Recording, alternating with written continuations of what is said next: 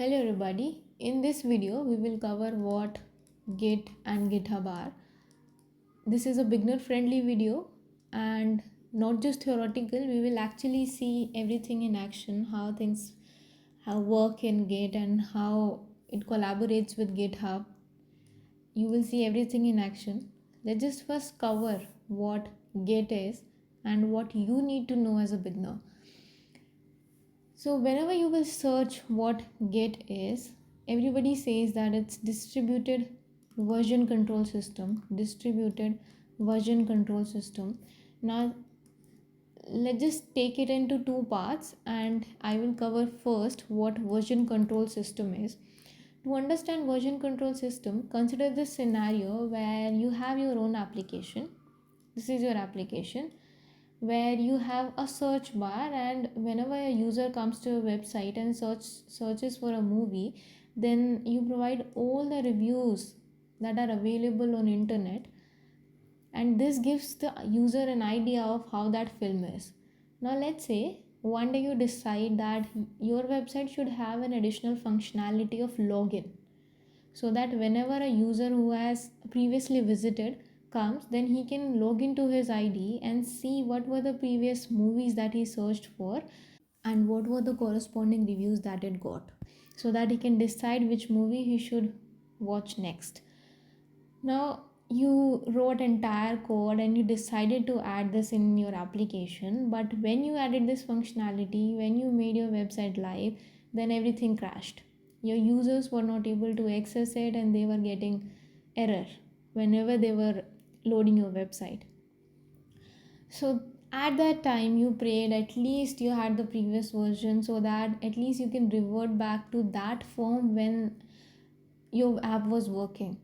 So that is where version control systems comes into the picture, where you can have versions of your app, and the moment you feel that something wrong has happened, you can revert back to the previous version or any other version that is previously available.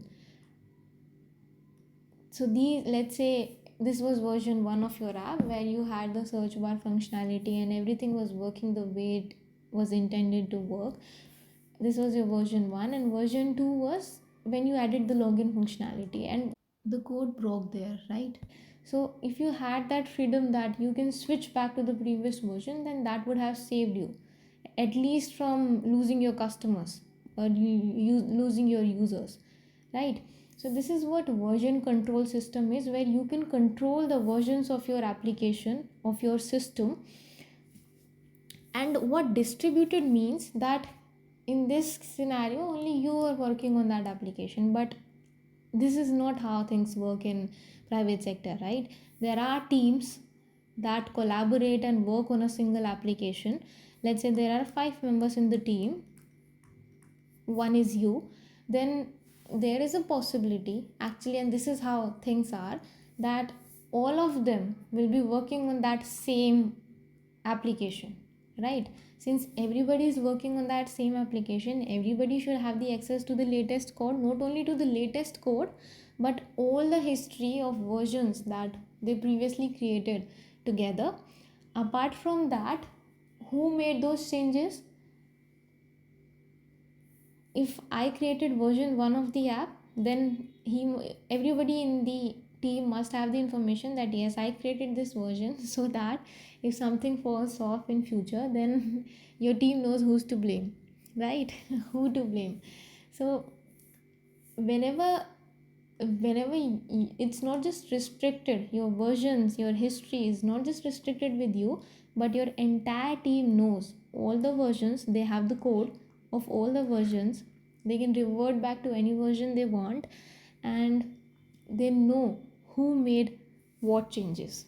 So this is what distributed version control system is. Now to tell you what GitHub is, I just need to first cover what a repository is.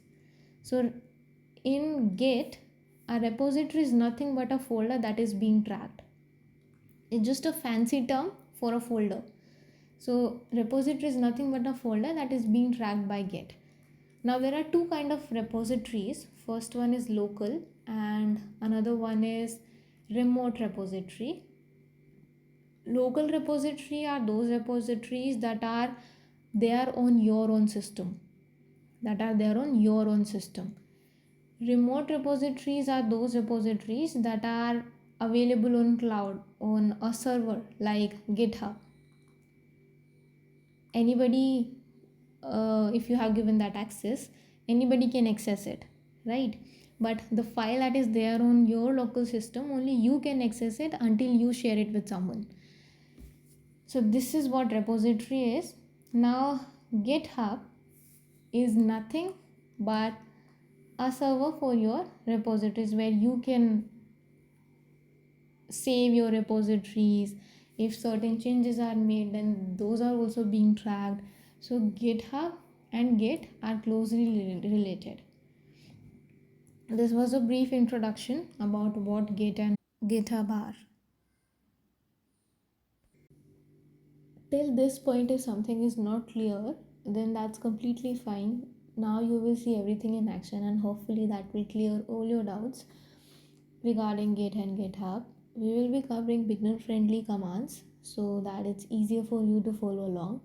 So first you need to go to your browser and search for Git. The first link that you will see there, you need to click on install, and on this link click here to download.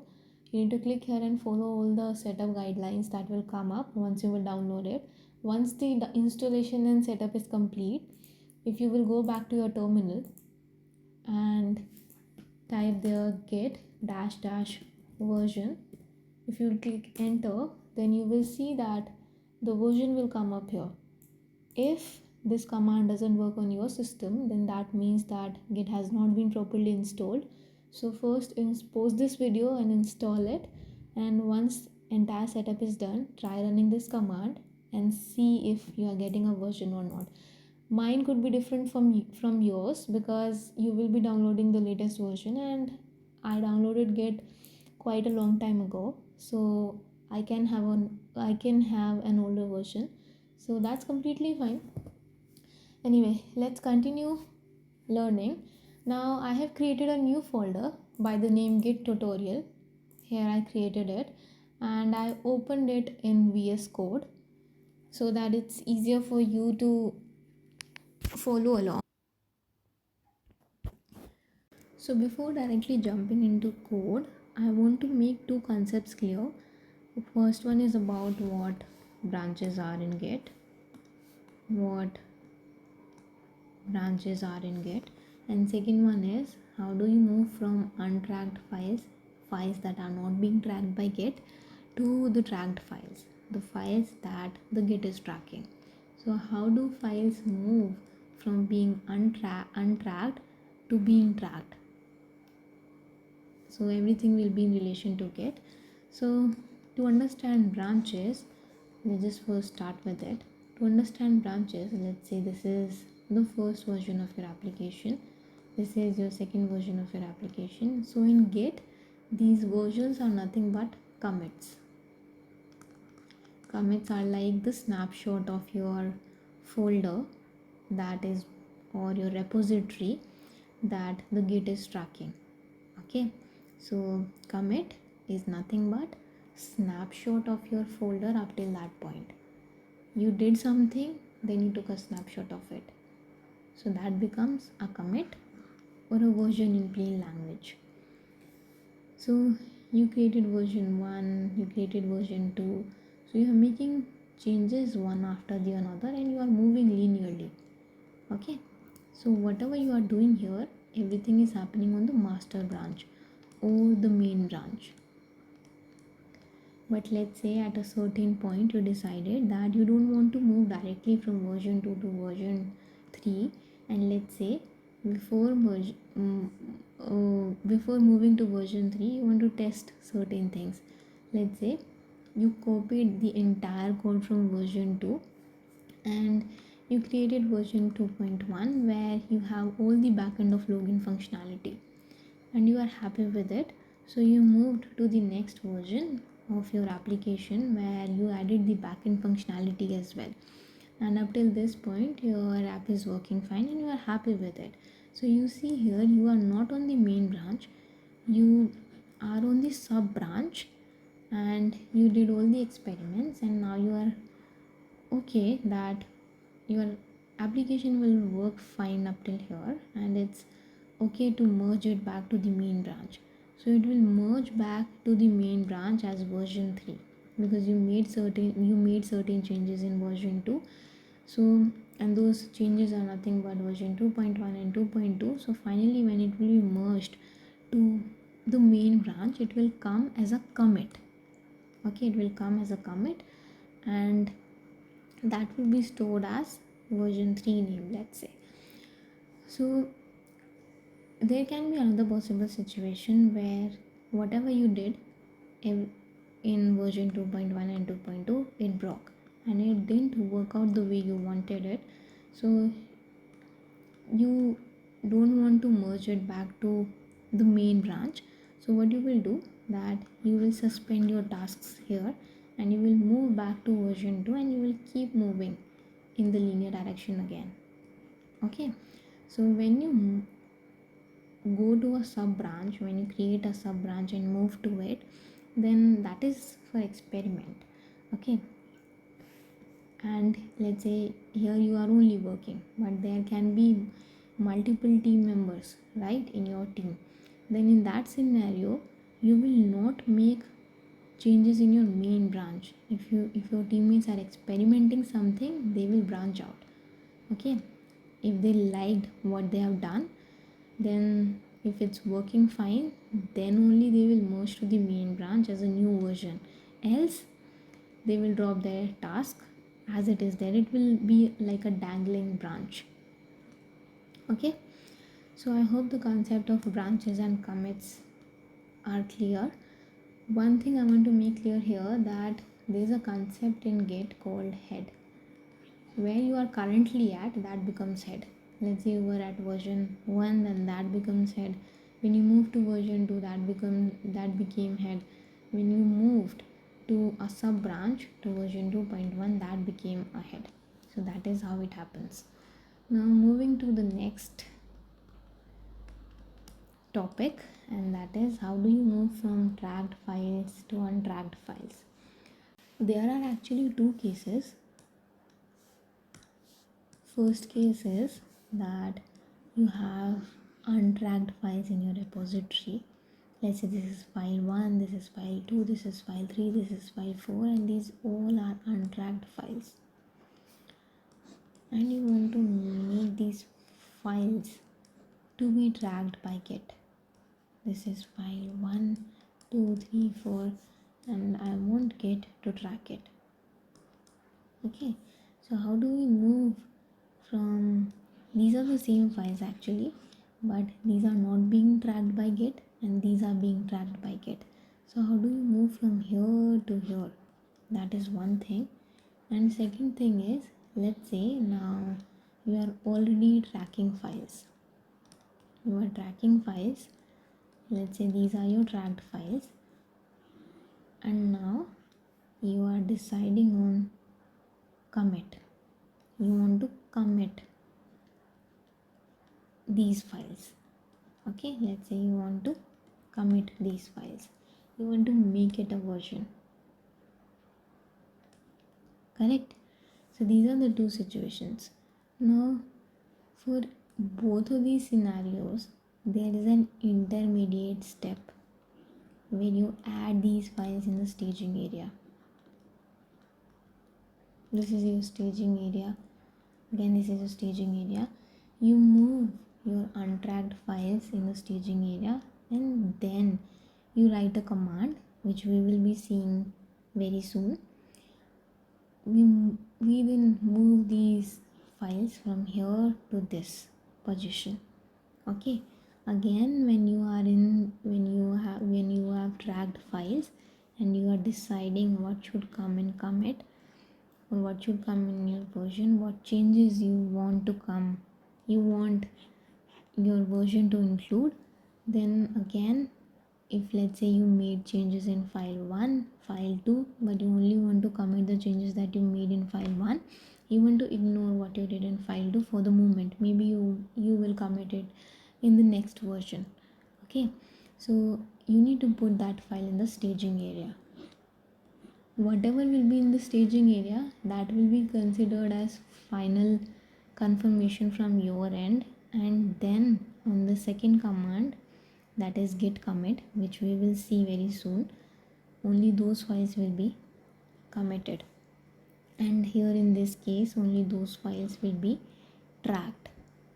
I hope everything till this point is clear. Here you just need to keep one thing in mind, that from moving from this stage to this stage or this stage to this stage, you don't directly jump. You have an intermediate step, that is of staging area. In this case though, you can move directly here, but this is a common convention that you must always have files in your staging area, and then only you should commit it. Okay, so staging area by convention it's mandatory here, it's not mandatory here, but it is always advised to have this step. And the reason is that it also helps you double check everything. Okay, if you directly made certain changes here and you committed those changes, then you may do certain things wrong. Okay, but when you add those files in the staging area, you are double sure what you are committing. You are 100% sure that okay, these are the changes that I need to make. And anytime, let's say you felt that I staged the wrong files, then it's easier here to revert back than here. Though reverting back from here to here is also possible, but here it's much more easier to revert back. Okay, so I hope that it's clear that you need to have an intermediate step where you add files in the staging area.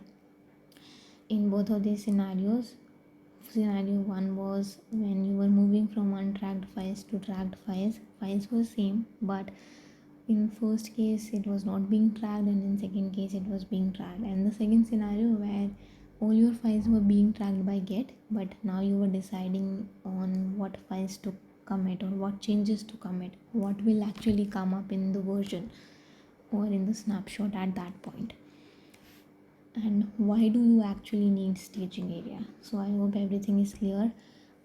Since this video has become too long, I am thinking that the coding part I will cover in the next part. It's okay if something is not clear up till this point. Once you will see everything in action in the next video, everything will become clear. We will start from the very starting, and we will gradually move towards the complexity. Git is very simple once you start actually doing it. We will also see how Git connects with GitHub. So stay tuned and subscribe to my channel. Thank you.